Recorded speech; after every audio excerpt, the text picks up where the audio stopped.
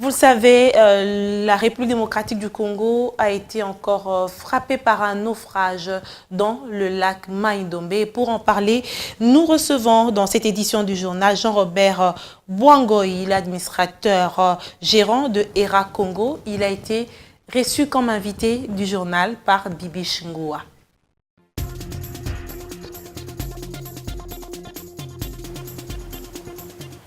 La province de Mai-Ndombe pleure ses morts. Ce soir, nous reparlons du naufrage survenu le samedi dernier. Pour en parler, nous recevons sur ce plateau M. Jean-Robert Bwangoyi, qui est administrateur gérant de ERA Congo. Bonsoir, M. Jean-Robert Bwangoyi. Bonsoir, madame. C'est vrai qu'aujourd'hui, vous êtes là pas pour parler à conservation, mais vous parlez de naufrage parce que le naufrage a eu lieu dans votre concession. Tout à fait. Et c'était quoi la cause principale de ce naufrage? D'abord, il y a une combinaison de deux facteurs. Le premier facteur, c'est le mauvais temps. Et le deuxième, c'est surtout, il y avait surcharge de l'embarcation qui devait faire traverser un nombre très important de la population. Combien de personnes étaient à bord de cette baleinière? Il y avait dans le manifeste 103 personnes lorsque l'embarcation avait quitté le port public. Et par la suite, ils sont allés accoster dans un port privé, et c'est à ce niveau-là qu'ils ont embarqué d'autres personnes et ils ont surchargé l'embarcation. Et lorsque l'embarcation est arrivée à quelques kilomètres seulement du point d'arrivée, qui était le village de Lokanga, il y a eu du vent et il y avait beaucoup de gens au niveau de la toiture et qui a cédé et qui s'est écroulé et qui a finalement été la cause principale du naufrage. Et ça peut aussi s'expliquer par la défaillance des services publics?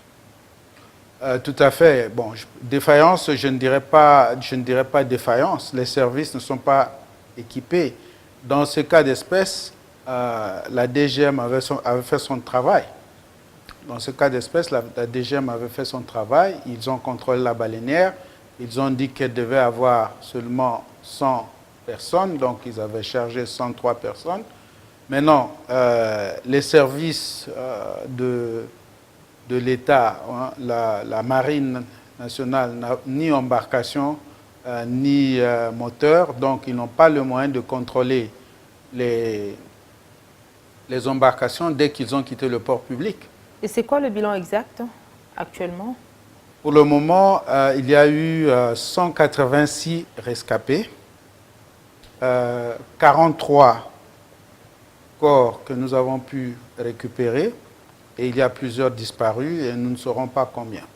Et les recherches se poursuivent ou on a arrêté? Pour le moment, comme vous savez, c'est notre entreprise qui a fait le gros du travail pour la recherche des corps. Nous avons décidé ce soir d'arrêter toutes les recherches parce que toute la journée d'aujourd'hui, on n'a pas retrouvé de nouveaux corps sur le lac. Donc, on était obligé d'arrêter aujourd'hui. Les dispositions prises par le président de la République dans le Sud Kivu, plus précisément dans les territoires décalés, n'ont pas eu de répercussions aussi dans le Mai-Ndombe? Bon, je vais dire que ces mesures avaient été plus ou moins respectées parce qu'ils ont contrôlé l'embarcation au départ. L'embarcation avait quitté tôt le matin aussi. Donc, c'était pas... Ils ont effectivement... Ils ont fait naufrage à 19h, c'était la nuit. Mais en fait, ce sont des embarcations qui vont très lentement. Et donc, ils ont fait toute la journée sur le lac. Et c'était pratiquement à l'arrivée, je crois que c'est à 4-5 km de l'arrivée qu'ils ont chaviré. Nous sommes tristes parce qu'il y a parmi les morts et les disparus, il y a plusieurs enseignants. Ça va aussi perturber les élèves, les écoliers. Tout à fait, c'est très difficile maintenant parce que nous attendons, donc on s'approche de la période des examens d'État. Cette semaine, c'est le TENAFEP pour les écoles primaires et perdre un enseignant, un directeur de l'école à cette période c'est particulièrement difficile. Monsieur Jean-Robert Bouango, nous vous disons merci d'avoir disponibilisé de votre temps pour échanger avec nous ce soir. Merci, madame. À la prochaine. À la prochaine.